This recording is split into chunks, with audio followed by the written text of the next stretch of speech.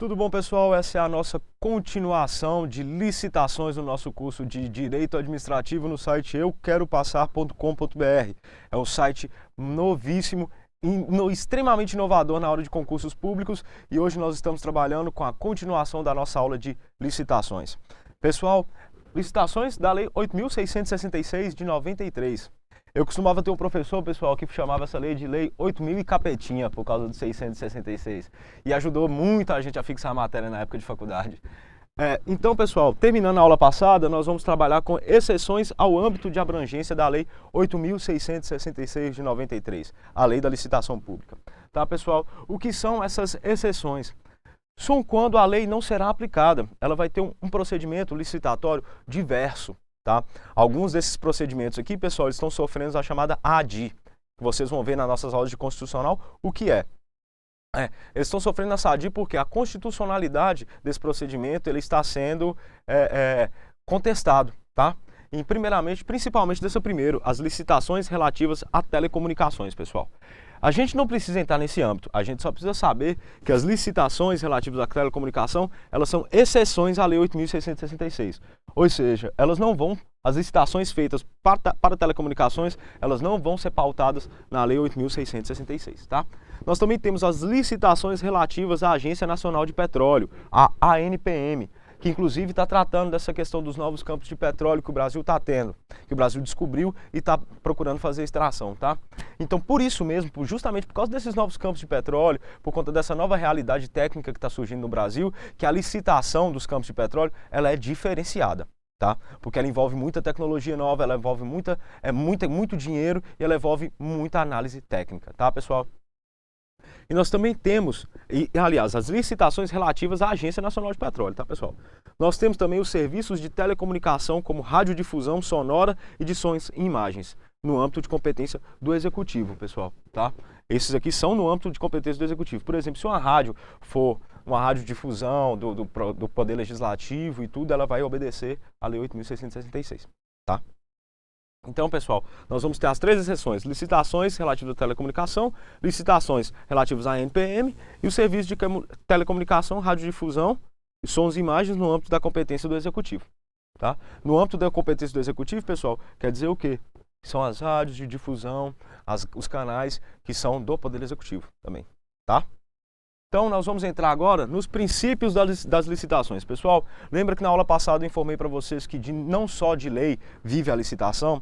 Nós temos a lei específica, nós temos a Constituição Federal, mas nós também temos as normas gerais da licitação, nós também temos as normas gerais do contrato e os princípios, todos esses princípios que abarcam todas as áreas do direito e todas as funções do direito, pessoal. Então, hoje nós vamos trabalhar especificamente com os princípios ligados especificamente à licitação pública e os gerais e os específicos, tá? Dentro dos princípios gerais, pessoal, como nós já vimos na nossa primeira aula de princípios, nós vamos trabalhar o quê? A legalidade. A legalidade que é o maior princípio dentro da administração pública, pois, como eu disse para vocês, a administração pública só pode fazer o que está prescrito em lei e de forma taxativa só pode fazer assim, pessoal. Inclusive, quando se fala de discricionariedade dentro da administração pública, a discricionariedade está relativa aos motivos e os objetivos.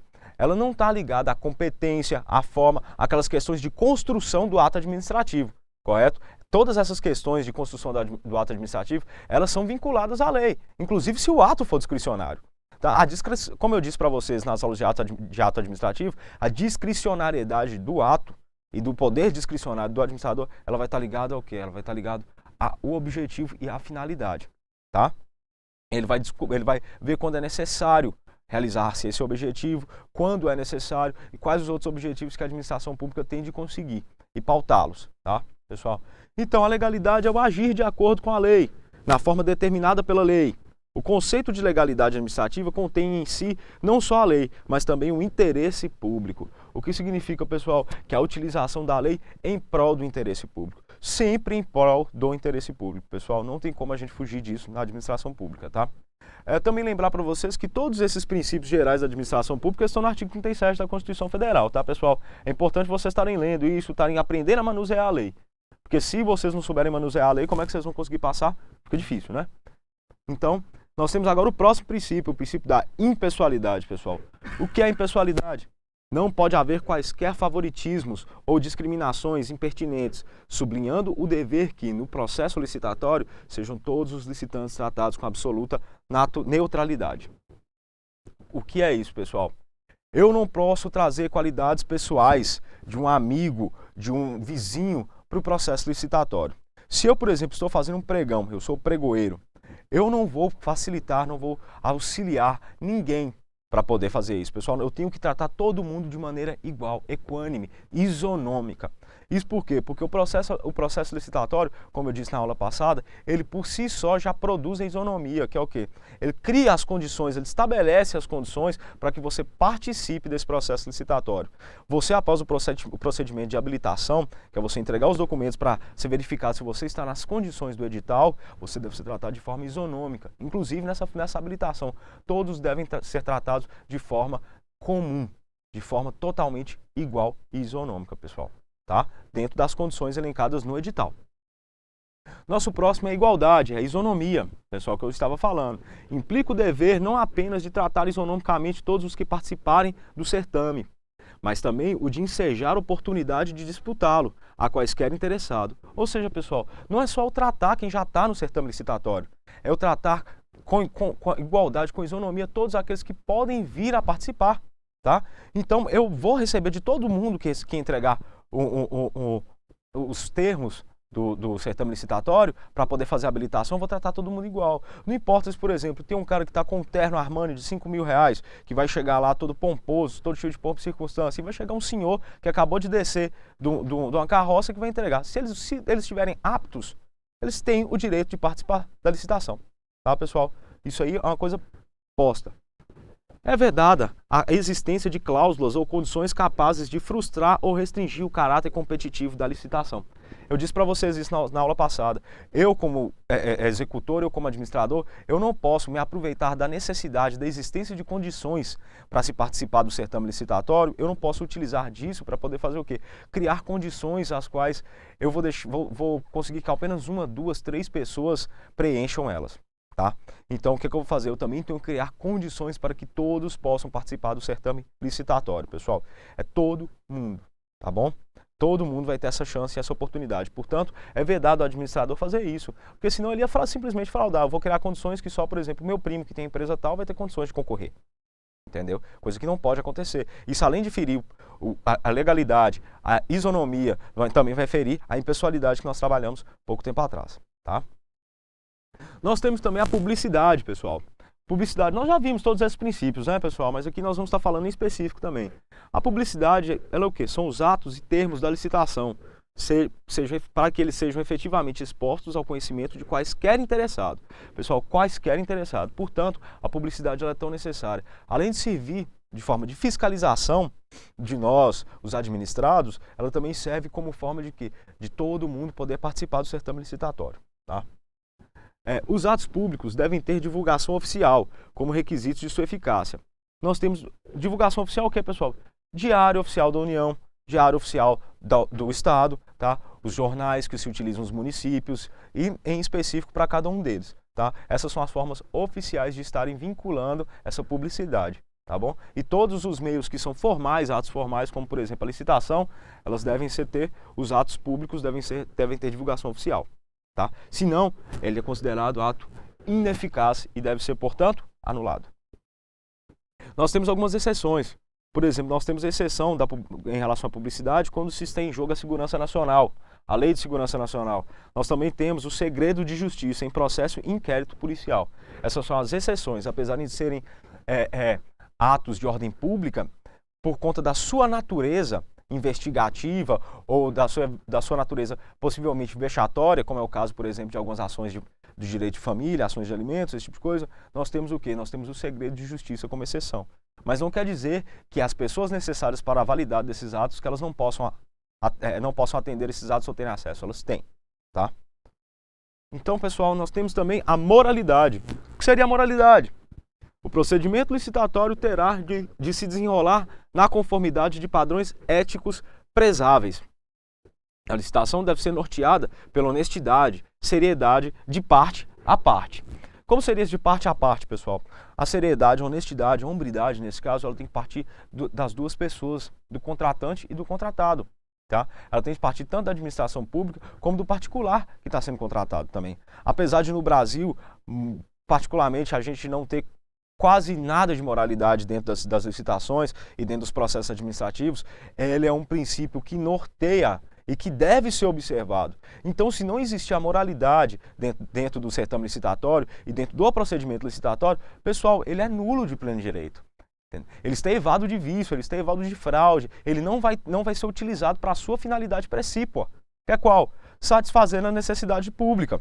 Correto? Ele vai ser utilizado para quê? Para que o administrador coloque seu interesse frente ao interesse público. Coisa que a gente sabe muito bem que não pode acontecer. Isso vai contra os princípios, isso vai contra a lei, isso vai contra a existência da administração pública. Tá, pessoal? Até porque, se o cidadão comum ele quisesse ser regido por uma empresa, nós não teríamos a administração pública como nós temos. Se ele quisesse que o interesse privado prevalecesse, ele não votaria e não seria administrado pela administração pública. Tá, pessoal? Portanto, nós vamos trabalhar agora com os princípios específicos da licitação. Por que princípios específicos? Porque são princípios que só cabem no processo licitatório, pessoal. Eles são específicos do processo licitatório, tá? Então nós vamos estar trabalhando o quê? Princípio da probidade administrativa nas licitações. O certame da licitação deverá ser conduzido em estrita obediência à moralidade, mas também às exigências de lealdade e boa-fé.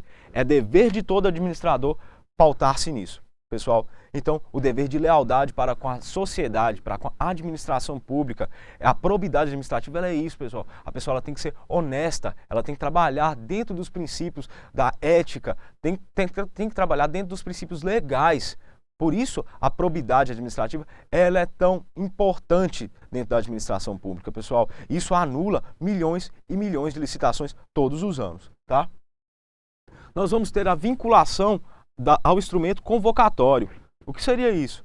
Obriga a administração a respeitar estritamente as regras que haja previamente estabelecido para disciplinar o certame. O edital é a lei interna da licitação. Ou seja, se nós temos a licitação, nós temos todo o edital da licitação, a administração pública não pode fugir dele.